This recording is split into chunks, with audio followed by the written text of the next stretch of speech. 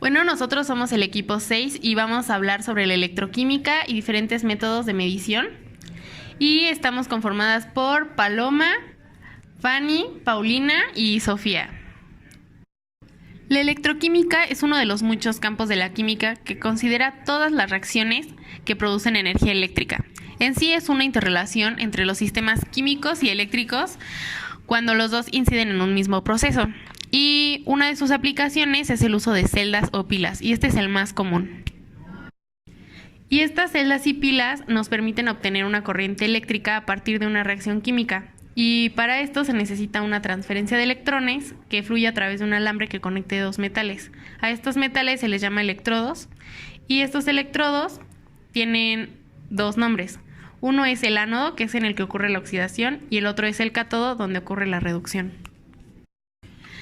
Y bueno, hay diferentes métodos electroquímicos. El primero es la potenciometría y es la medición de un potencial en una celda electroquímica. Es el único de los métodos en el que se mide directamente el potencial de equilibrio termodinámico. La segunda es la conductimetría. Tiene como objetivo determinar la conductividad de las disoluciones de una sustancia que se llaman electrolitos, y se usa en laboratorios para acompañar la operación de unidades de intercambio iónico que produce el agua desionizada, o también en procesos que exigen el uso de agua muy pura. El tercero es la electrogravimetría. Es un método en el que la electrólisis se lleva a cabo durante un periodo de tiempo suficiente para que se asegure la oxidación o también la reducción completa de una sustancia en específico. El cuarto es la polarografía, que este es un método en el que se usa un electrodo de gotas de mercurio como indicador y mide la corriente que circula en la celda en función al potencial del electrodo de trabajo, ya que esta corriente suele ser proporcional a la concentración del analito. Y el último es la voltamperometría, y es una electrólisis a una microescala en la cual se usa un microelectrodo de trabajo. La cromatografía de líquidos es una técnica que se utiliza para separar y determinar especies o componentes en una muestra. Estos pueden ser inorgánicos u orgánicos. En la cromatografía líquida, la fase móvil debe ser un disolvente líquido que contenga la muestra como soluto. Y hay diferentes tipos de cromatografía líquida, y estos son de partición, de absorción, de intercambio iónico, exclusión molecular, de afinidad y quiral. La cromatografía líquida es súper interesante, ya que se utiliza mucho en laboratorios con médicos forenses y para casos criminalísticos y policiales. También tiene aplicaciones en la bioquímica, ciencias ambientales, ciencias de alimentos, química farmacéutica y toxicológica. El tipo de cromatografía a utilizar se decide con base en las masas moleculares del analito, pero además existen dos diferentes tipos de separación.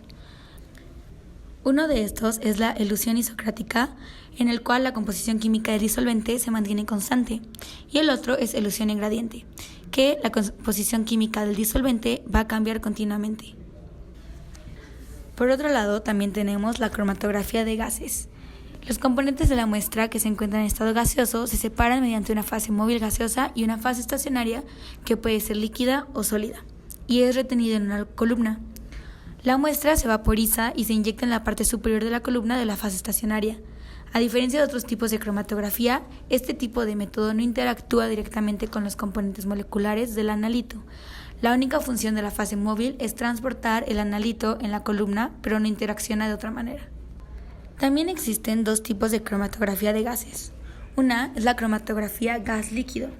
Es muy útil en la mayoría de los campos de la ciencia, y solo suele llamarse cromatografía de gases, porque se basa en la partición del analito en una fase móvil gaseosa y una fase líquida. Y la cromatografía de gas sólido, donde la base estacionaria es sólida y la obtención de los analitos es por medio de una absorción. No se usa mucho en el campo de investigación, ya que el analito no puede durar mucho tiempo en moléculas activas o polares. Para poder llevar a cabo el análisis de una muestra por este método, solo se necesitan muy pequeñas cantidades de muestra. Esta es una de las razones por las cuales es mucho más fácil este método que otros y un poco más barato para la empresa, aunque el costo se nivela, ya que el equipo para este método es un poco costosa. La cromatografía necesita una presión sobre la columna para que el gas pueda ir bajando y se vaya separando, además de que necesita estar a cierta temperatura para evitar la condensación del gas. En la siguiente imagen podemos ver la instrumentación que previamente ya explicamos. Del lado izquierdo se encuentra la bomba de alta presión que explicamos hace rato. Del lado derecho se encuentra el inyector con el loop correspondiente, el cual se gira para realizar la cromatografía. Se encuentra la columna, que es donde se coloca el líquido para realizarse.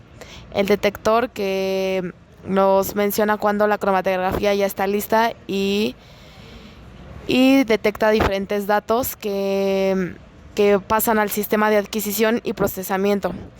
Este sistema es la computadora que almacena los datos de la cromatografía y en algunos casos grafica o crea nuestra curva de calibración dependiendo del tipo de datos que queremos para esta cromatografía. El equipo que se utiliza en la cromatografía de líquidos usualmente es más caro que el utilizado en otras cromatografías. Esto es porque para alcanzar una velocidad de flujo buena es necesario bombear a presiones muy altas. Por lo tanto, el equipo es mucho más elaborado y el vidrio con el que se trabaja debe soportar altas presiones. Como se decía previamente, se tiene que trabajar a un flujo alto, pero en ocasiones algunos gases llegan a filtrarse o polvos y existen instrumentos para eliminar estos gases y puede ser el bombo al vacío, la destilación, la agitación, calentamiento o el sistema de burbujeo como en cromatografía de gases. Solo que estos aparatos son un poco más costosos y su precio oscila entre $35,000 y $130,000. Existen dos tipos de bombas. Una es tipo jeringa, que tiene una capacidad baja y poco prácticas para poder cambiar los disolventes, y la otra es de tipo émbolo y se utiliza casi en todos los instrumentos comerciales. El de émbolo es mucho más fácil de usar y consiste en una pequeña cámara en forma de cilindro que se llena y vacía mediante el movimiento del pistón que va hacia adelante y hacia atrás. Este bombeo genera un flujo con cierto pulso que se ven reflejados en la cromatograma. En la instrumentación más moderna se usa una bomba de doble cabeza para minimizar las pulsaciones. Para el método también se necesita un inyector de muestras y es un asa de muestras que se usa para introducir las mismas. Son parte fundamental de los equipos HPLC que trabajan a muy altas presiones y tienen asas que se intercambian según el tamaño de muestra de 1 microlitro a 100 o más. Las columnas que son indispensables para este método están hechas de tubería de acero inoxidable o tubería de vidrio. También hay tubería de acero recubiertas con vidrio. El costo de una tubería no especializada de tamaño estándar va de $200 a $500 o más. También existen las columnas analíticas que tienen una longitud entre 5 y 25 centímetros, con un diámetro interno de 3 a 5 micrómetros. Siempre son rectas y tienen una longitud de 10 a 15 centímetros y el tamaño de partícula más común es de 3 a 5 micrómetros. Por último, tenemos los detectores. Estos deben ser pequeños y compatibles con el líquido y su flujo, y depende de la naturaleza de la muestra. Los detectores más usados se basan en la absorción de radiación ultravioleta o visible. En algunos casos se usa el fotómetro o espectrofotómetro diseñados para usarse específicamente en HPLC. A pesar de que el equipo utilizado para esta técnica es un poco más caro que para otras, esta técnica nos brinda mucha más estabilidad en la muestra y puede separar macromoléculas y especies iónicas. Además, estos equipos normalmente tienen mucha garantía y es muy raro que se dañen. Tienen muy alto rendimiento y usualmente el procesamiento de los datos para el análisis es muy rápido. Esta técnica es muy utilizada en la farmacéutica para la producción de antibióticos y analgésicos, en la bioquímica de aminoácidos, proteínas, carbohidratos y lípidos, y en también productos de alimentación como edulcorantes artificiales, antioxidantes y aditivos. Y como ya se dijo, también en la química forense para el análisis de drogas, venenos, alcohol en la sangre y narcóticos. Por lo tanto, la cromatografía de líquidos es muy importante en la industria. Existen diferentes cromatografías de líquidos. Una de ellas es la cromatografía de partición.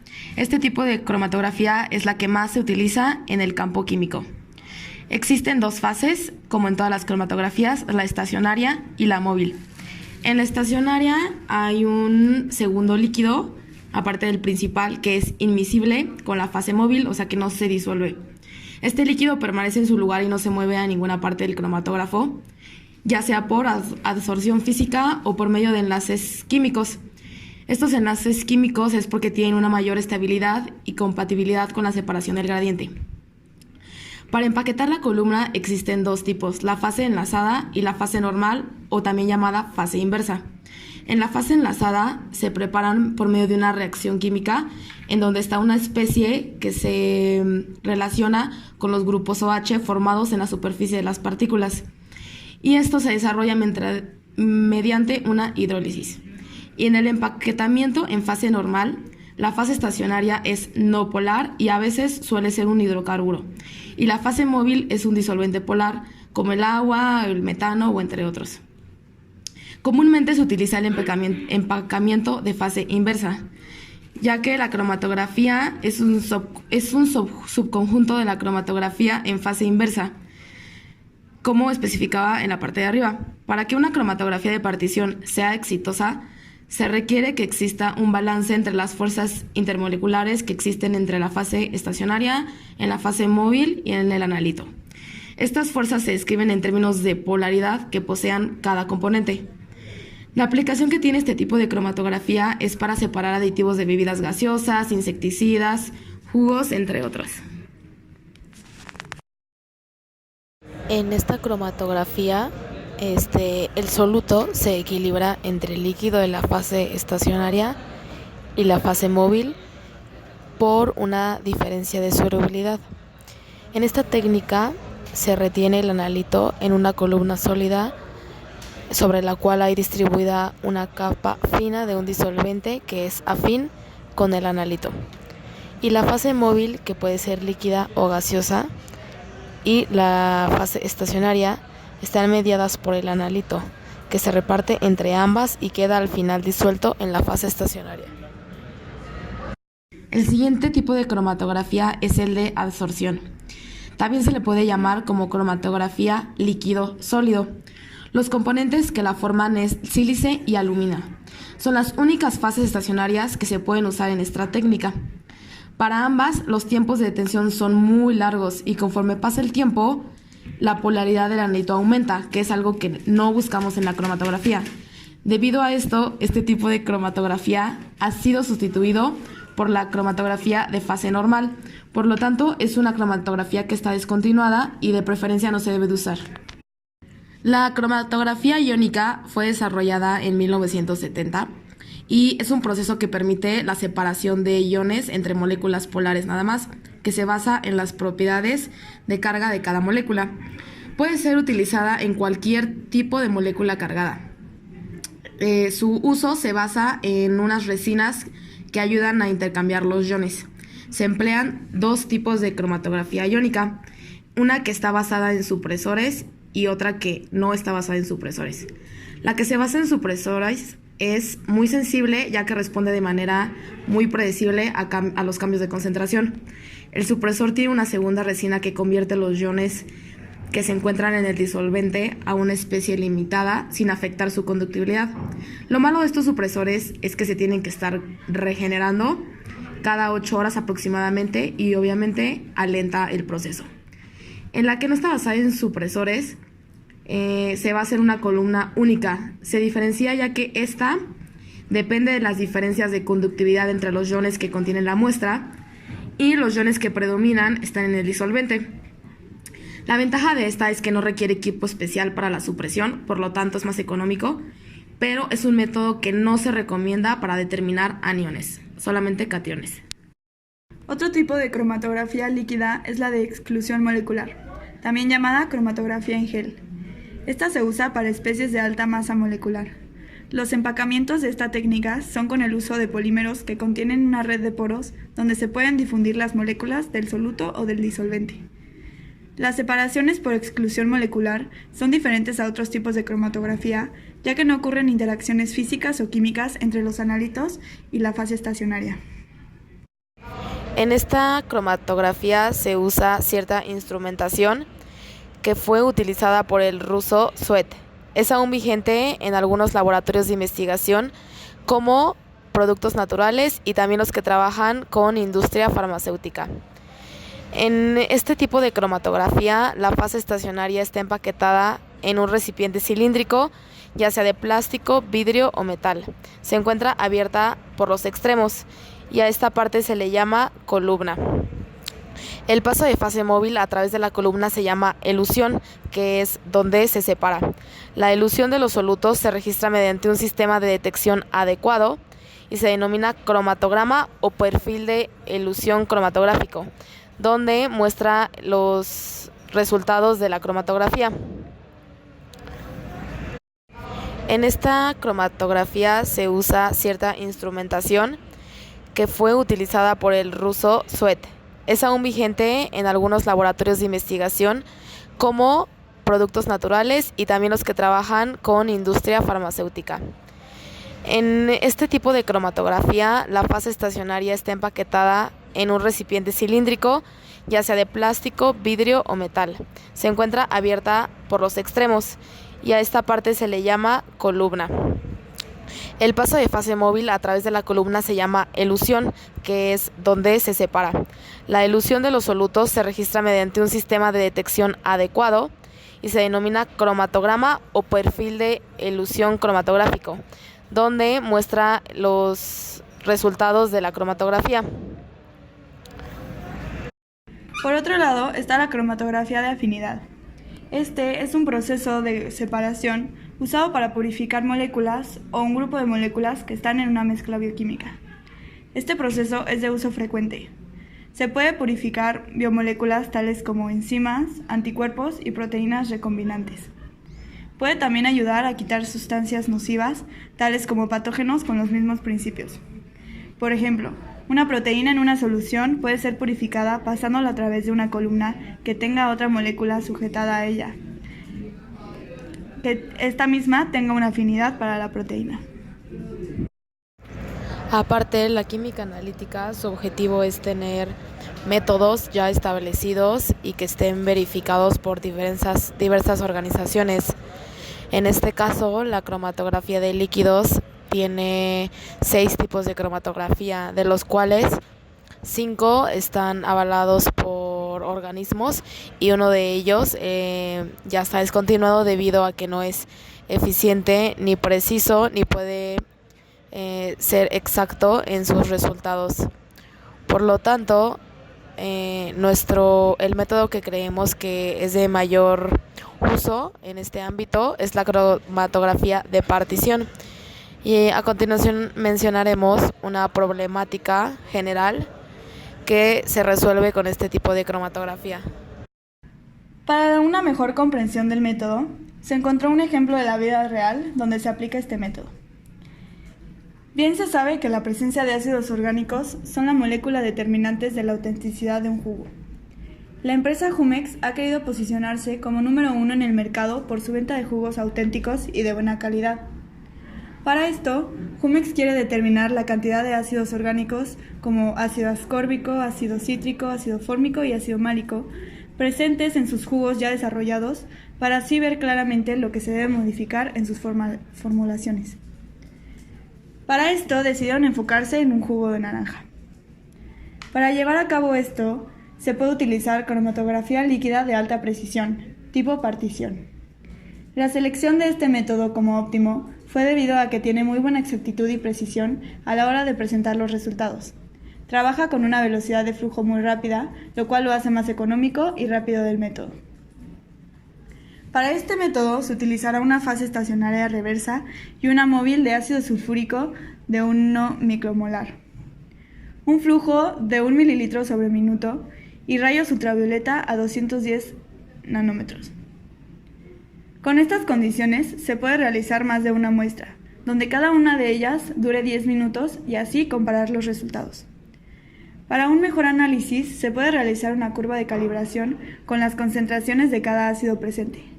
Asimismo, Jumex planea realizar lo mismo con jugos ya catalogados con una buena calidad, para comparar la cantidad de ácido y ver cuál es la concentración requerida para alcanzar la calidad que los haga auténticos y que cumpla con las normas proporcionadas por los organismos o instituciones correspondientes. La importancia de la química analítica en la elección de métodos de investigación es fundamental. Esto se debe a que ésta se basa en proveer diferentes métodos y técnicas que puedan ser de utilidad para llevar a cabo cualquier tipo de análisis de la materia. Estos análisis son muy útiles en la industria, tales como de alimentos y farmacéuticos. Esta rama de la química asegura la calidad de estos productos que son tan delicados, pues pueden dañar la salud de las personas. Hay diferentes formas de llevar a cabo los análisis para que exista un buen etiquetado y una producción de calidad. En este ensayo se habló de 7 métodos, de sus aplicaciones, ventajas y desventajas. El conocer todos los métodos que se pueden aplicar en la química analítica da una perspectiva más amplia de esta disciplina y herramientas de cómo afrontar un problema en el momento de ser profesionistas que se enfoquen en la industria. El método en el cual hubo un mayor enfoque es en la cromatografía líquida, ya que se encontraron diferentes ventajas sobre este método, tales como el hecho de que es un método eficiente, pues solo se necesita una muestra pequeña y es muy fácil de adaptar. Principalmente, la HPLC es muy buena, pues puede utilizarse con compuestos no volátiles y térmicamente inestables, además de que puede aplicarse también para iones orgánicos.